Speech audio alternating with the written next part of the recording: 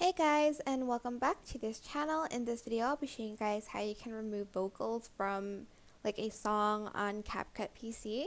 So this is great if you want to create a karaoke video, but you will need the pro account for this one. So I can't play it because I don't want to get copyrighted, but you're just going to basically select the clip. If your video is like your audio is separated, just select the audio, right click vocal isolation, or go to the basic one over here and select vocal isolation.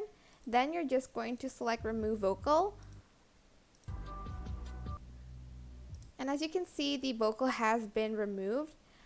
Before there was Taylor Swift singing, not swimming, Taylor Swift singing on the audio. I can only play like a little bit, but yeah, as you can see, the vocal has been removed, and you can now use it for karaoke and stuff like that.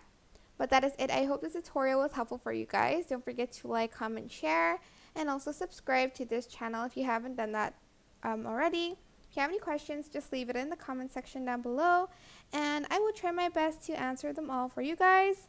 And if you found this video helpful, please click the thanks button above the description box down below. Thank you so much for watching. Goodbye.